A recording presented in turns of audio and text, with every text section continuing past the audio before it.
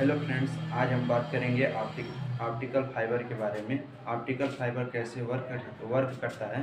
लेकिन उससे पहले हम ये जान लेंगे कि कैसे मतलब ये ऑप्टिकल फाइबर का यूज कैसे होता है। जैसे देखिए, हम सबसे पहले जब कॉल पे हेलो बोलते हैं तो वह साउंड होता है और वह साउंड को इलेक्ट्रिकल एनर्जी में चेंज होता है और इलेक्ट्रिकल एनर्जी से फिर से वह लाइट में चेंज होता है और लाइट में चेंज होने के बाद फिर से ऑप्टिकल फाइबर के माध्यम से दूर तक जाता है जहाँ पर हम कॉल लगाए होते हैं। तो ऑप्टिकल फाइबर के माध्यम से वो लाइट वहाँ पर जाता है, फिर से लाइट को इलेक्ट्रिकल एनर्जी में चेंज किया जाता है और फिर से इलेक्ट्रिकल एनर्जी को साउंड में चेंज किया जाता है। कैसे देखिए, जैसे यहाँ पर हमने हेलो बोल दिया तो ये एनर्जी होगा और माइक के माध्यम से इस साउंड को इलेक्ट्रिकल में चेंज किया जाएगा। साउंड को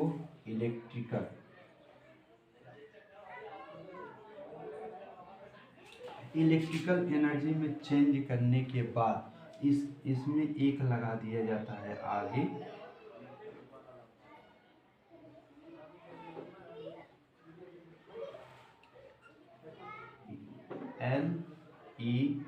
LED, लाइट इमिटिंग डायोड।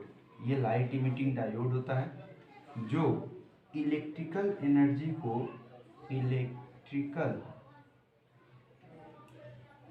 को किस में चेंज करता है? लाइट एनर्जी में चेंज करता है। अब इसके लगाते हैं ऑप्टिकल फाइबर, जो हमारे ज़मीन के अंदर से पीछे होते हैं ऑप्टिकल फाइबर। और ये ऑप्टिकल फाइबर टेढ़े मेढ़े कैसे भी हो सकते हैं, तो ऑप्टिकल फाइबर यहाँ पर लगे होते हैं। सीधा मोड़े,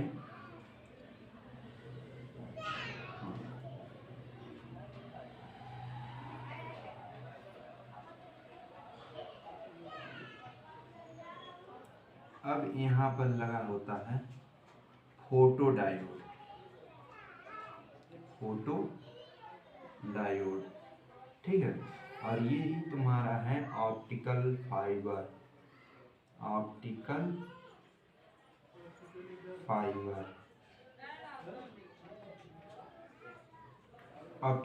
है, ठीक है। अब इस फोटो डायोड के माध्यम से क्या होता है, ये फोटो डायोड इस लाइट एनर्जी को फिर से इलेक्ट्रिकल एनर्जी में चेंज करता है।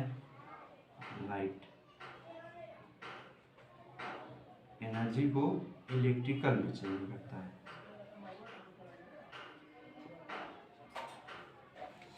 अब इसके बाद यहाँ पर लगा देते हैं स्पीकर। ये है स्पीकर, ठीक है। इसे साउंड में फिर से चेंज कर दिया, इलेक्ट्रिकल को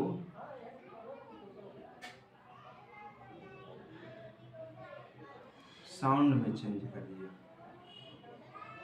ठीक है। इस तरीके से हमारा मैकेनिज्म होता है। वर्क कैसे करता है ऑप्टिकल फाइबर देख लिए। अब हम ऑप्टिकल फाइबर के सिद्धांत पर बात करेंगे कि वो किस सिद्धांत पर कार्य करता है, ठीक है। स्क्रीनशॉट ले लीजिए।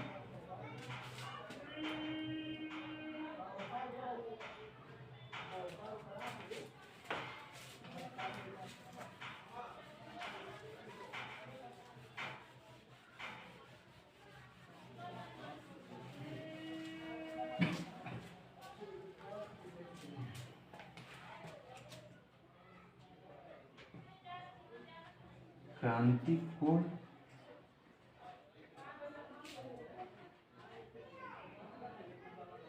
तथा पूर्ण आंतरिक परावर्तन।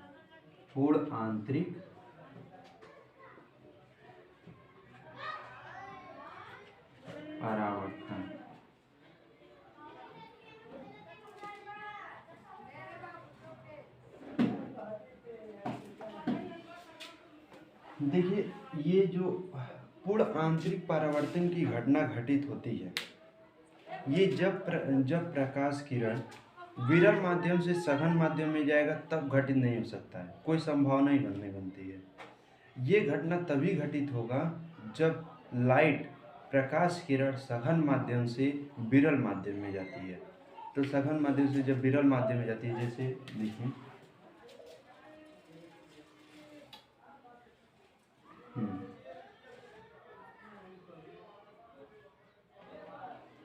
ये है एयर और ये है तुम्हारा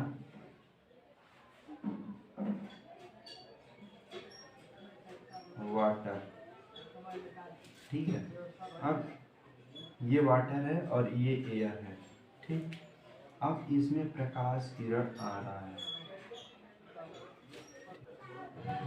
ठीक है। ये प्रकाश है,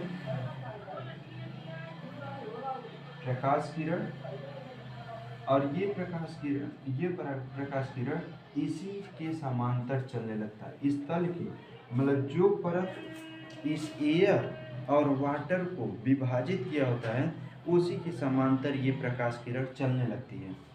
तो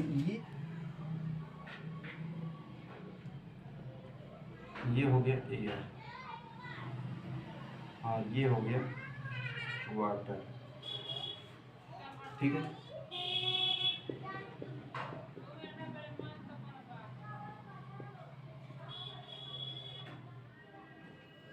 अब प्रकाश का मतलब जब हम आपतन कोण का मान क्रिटिकल एंगल से अधिक करते हैं तब ये प्रकाश किरण इस माध्यम में न जाकर के ये उसी माध्यम में चला आता है जिस माध्यम से वह आपतित होता है। वह घटना जिसमें प्रकाश किरण सघन माध्यम से विरल माध्यम में गति करता है, परंतु जब उस आपतन कोण का मान क्रांतिक कोण से अधिक होता है तो उस कंडीशन में वह प्रकाश किरण जिस माध्यम से आपतित होता है उसी माध्यम में परावर्तित हो जाता है। वह इस घटना को, प्रकाश की इस घटना को पूर्ण आंतरिक परावर्तन कहते हैं। यहाँ पर पूर्ण आंतरिक परावर्तन की घटना घटित हुई। इसमें कुछ प्रकाश किरण ऐसे होते हैं जो उसी रास्ते निकल जाते हैं, परंतु अधिक से अधिक प्रकाश किरणें पूर्ण आंतरिक परावर्तन की घटना में ये वापस चले आते हैं उसी माध्यम में। इसी सिद्धांत पर ऑप्टिकल फाइबर वर्क करता है, ठीक है। ये होता है पूर्ण आंतरिक परावर्तन की घटना। पूर्ण आंतरिक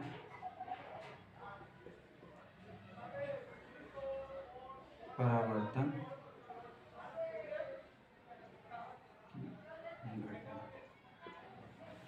पूर्ण आंतरिक परावर्तन की घटना घटित हुई। स्क्रीनशॉट ले लीजिए।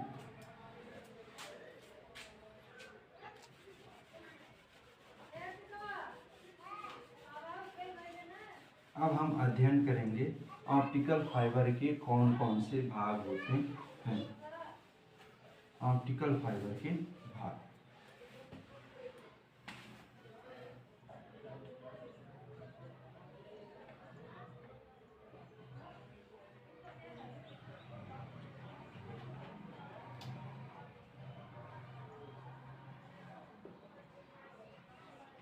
ऑप्टिकल फाइबर के भाग, ये हो गया कोर और ये हो गया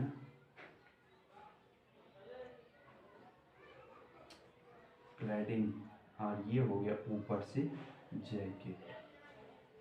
इसके 3 भाग होते हैं। ओहो, ये कैसे बन रहा है?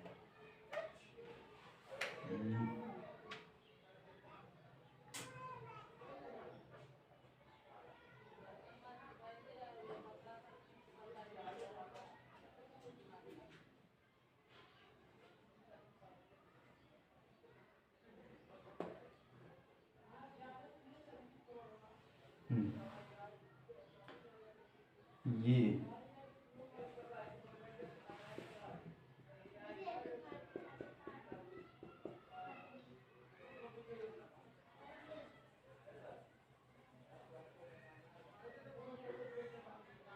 ये हो गया कोर,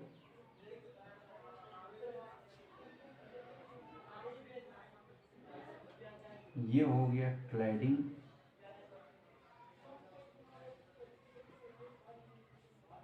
और ये हो गया जैकेट। हम ये समझ लीजिए,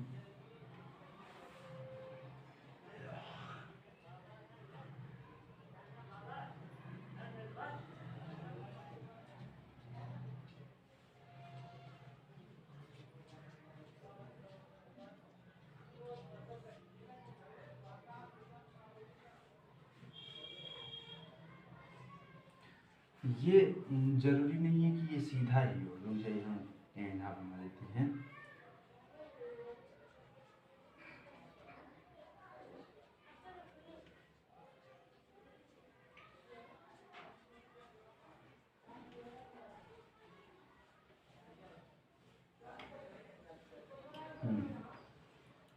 ये ऐसे भी हो सकता है, क्योंकि ये ऐसे ही होता है, ये जैकेट होता है और ये क्लैडिंग है और ये कोर होता है। कोर का अपवर्तनांक मान लीजिए N1 है और क्लैडिंग का अपवर्तनांक N2। तो ये पूर्ण आंतरिक परावर्तन की घटना घटित होने के लिए N1 का मान N2 के मान से हमेशा अधिक होना चाहिए, तभी पूर्ण आंतरिक परावर्तन की घटना घटित होगी। ठीक है, और अब इसमें बात करते हैं कोर की। सबसे पहले कोर की बात कर लेते हैं। कोर क्या, ये इस ऑप्टिकल फाइबर का सबसे निचला भाग होता है। ठीक है, सबसे निचला भाग होता है इस ऑप्टिकल फाइबर का, और इसका अपवर्तनांक क्लैडिंग के अपवर्तनांक से अधिक होता है। ठीक है, क्लैडिंग के अपवर्तनांक से इस कोर का अपवर्तनांक अधिक होता है, और ये सामान्यतः प्लास्टिक या फिर कांच का बनाया जाता है। इन दोनों में से किसी एक का बनाया जाता है ये। ठीक है, और इसके बाद हम बात कर लेते हैं क्लैडिंग की।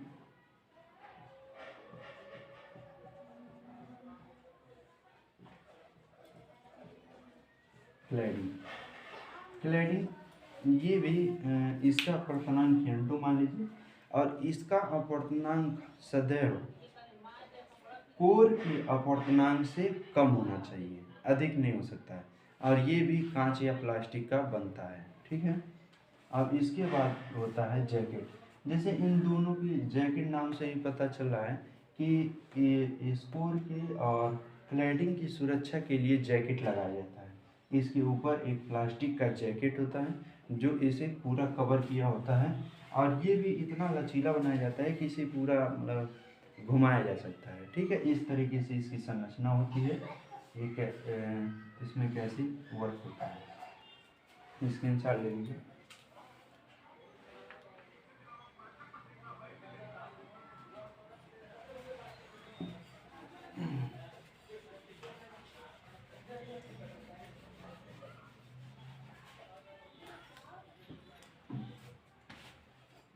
हम देखते हैं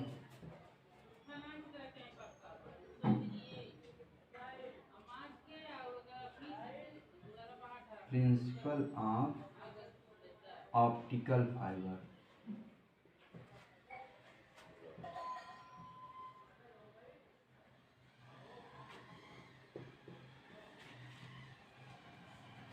ऑप्टिकल फाइबर, इसके प्रिंसिपल मतलब ऑप्टिकल फाइबर की सिद्धांत की बात करते हैं।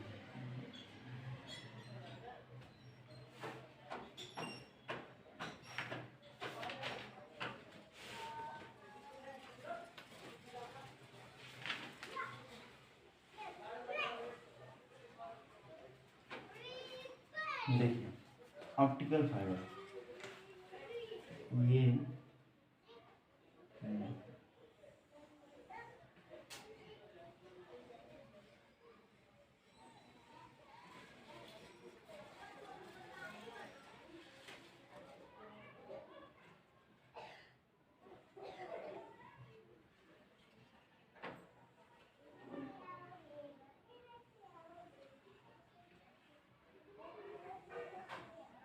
ठीक है, और इसमें इसको मिला दिया।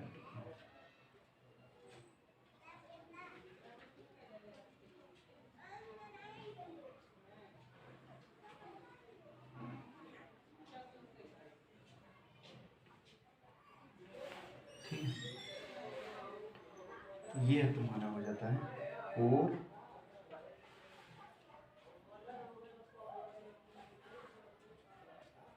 क्लैडिंग और ये होता है जैकेट। ठीक है, इसका मान अपर्तनांक N1 और इसका N2। ठीक है, मान प्रकाश किरण इसमें इंटर हुआ, इसमें इंटर हुआ प्रकाश किरण,